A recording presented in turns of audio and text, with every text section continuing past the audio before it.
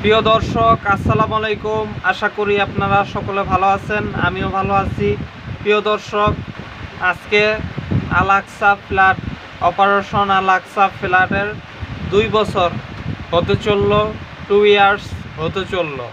প্রিয় দর্শক, এই পর্যন্ত আমাদের অ্যাচিভমেন্ট কি এবং অর্জন কি, বিশেষ করে প্যালেস্টাইনিয়ান যারা ফাইটার তাদের অর্জনটা কি, এবং ইসরায়েল যে বিপরীতে যে অভিযান চালাচ্ছে সেই অভিযান, সেই অপারেশনের আজকের ফলাফলটা কি। আমরা দেখতেই পাচ্ছি যে ইসরায়েলের ফলাফল একদমই শূন্য, কিছুই না। তারা জেনোসাইড চালানো ছাড়া তাদের আর কোনো কাজ নাই। আইডিএফের অ্যাচিভমেন্ট একটাই, সেটা হচ্ছে জেনোসাইড, গাজায় জেনোসাইড চালানো। এটাই হচ্ছে তাদের অ্যাচিভমেন্ট, এছাড়া অন্য কোনো অ্যাচিভমেন্ট নাই তাদের। কিন্তু আমরা দেখছি যে এই যুদ্ধে কিন্তু অনেক ক্ষয়ক্ষতি গাজাবাসীর হয়েছে। এটা কিন্তু মর্মান্তিক, আমাদের একটা দুঃখজনক পরিস্থিতি। কিন্তু এই মর্মান্তিক পরিস্থিতি হইতো না যদি আমরাই চাইতাম।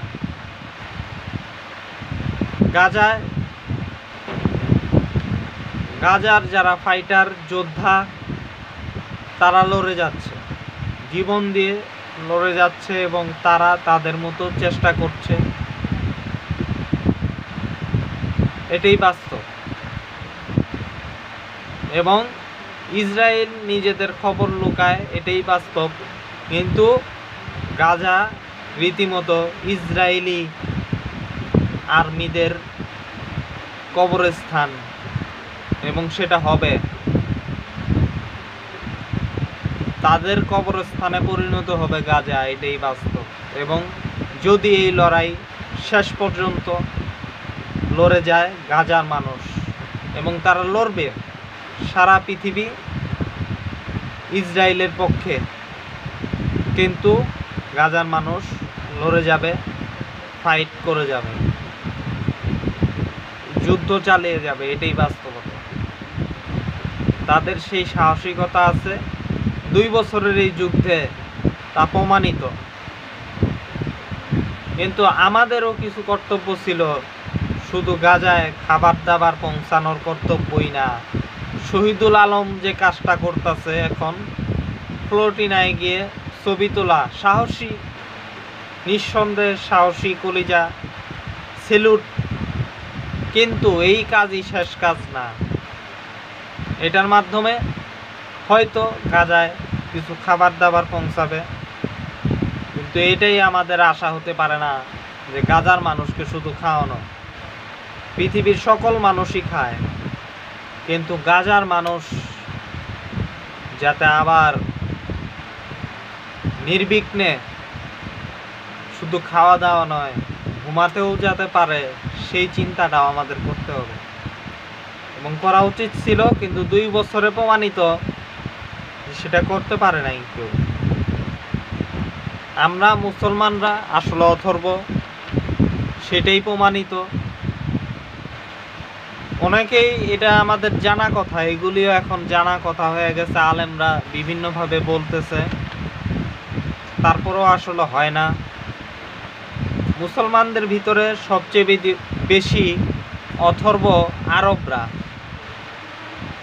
আরব, সৌদি আরব সহ যত আরব দেশ আছে, 1 নম্বর অথর্ব দেশ।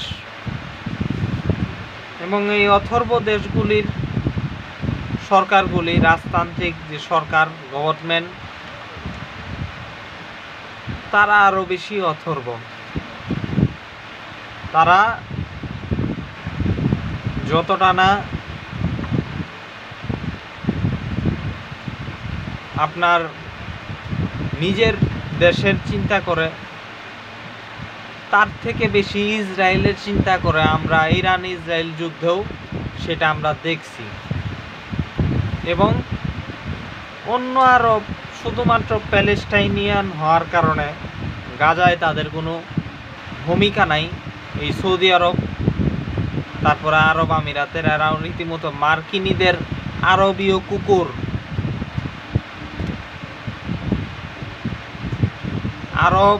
আরবদের যে কিংস, তারা রীতিমতো মার্কিনীদের কুকুর। আমি যদি আরবি ভাষায় বলি, কালবন। তারা আমেরিকান কালবন এই আরবের সরকারগুলি।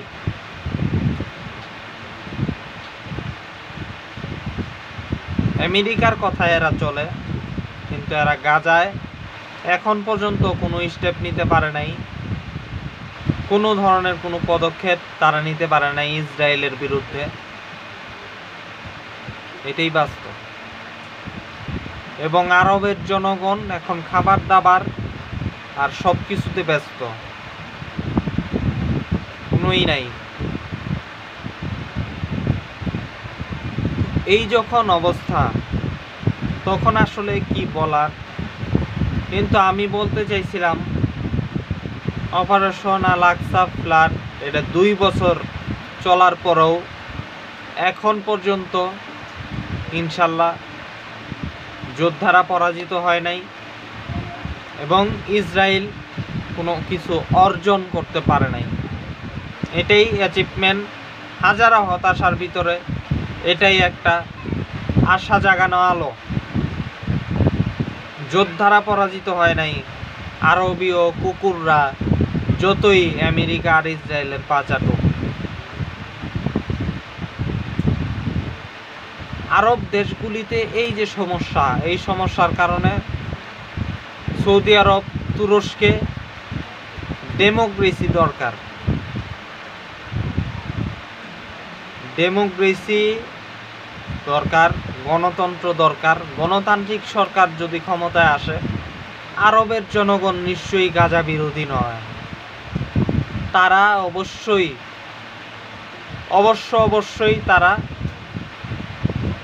গাজার পক্ষে তারা সরকারকে চাপ প্রয়োগ করবে, এবং সরকার গণতান্ত্রিক হওয়ার কারণে, ডেমোক্রেট হওয়ার কারণে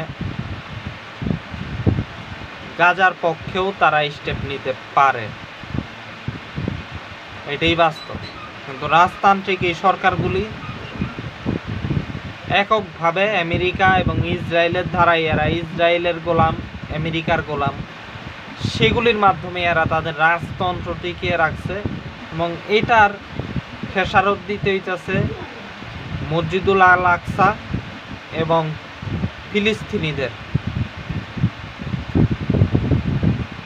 2 বছর পরেও এই জন্য যুদ্ধ থামে নাই, এবং ইসরায়েল এই জন্যই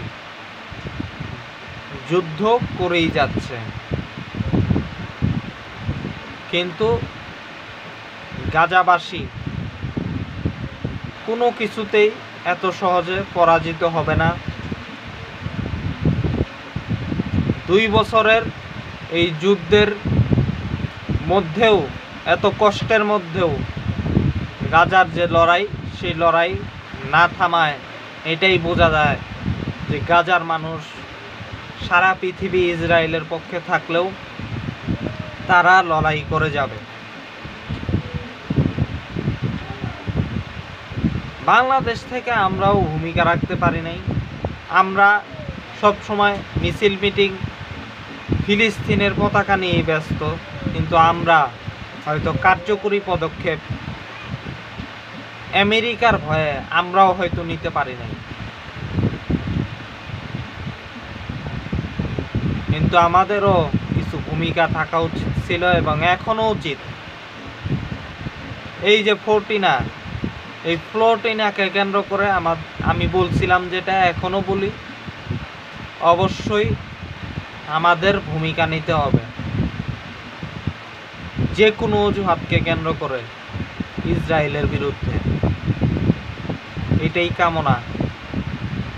এবং আজকে অপারেশন আল আকসা ফ্লাডের যে 2 বছরের বর্ষপূর্তি, 7ই অক্টোবরের 2023 সালের যে অভিযান শুরু, আজকে 2025 সালের 7ই অক্টোবর, সেই অভিযানের ক্ষেত্রে আমার একটাই কথা, অভিযান চলমান থাকুক এবং গাজার যোদ্ধাদের প্রতি দোয়া রইল, শুভকামনা রইল, এটাই কামনা। এই কামনা রেখে আজকের আলোচনা শেষ করছি। আসসালামু আলাইকুম ওয়া রাহমাতুল্লাহি ওয়া বারাকাতুহু।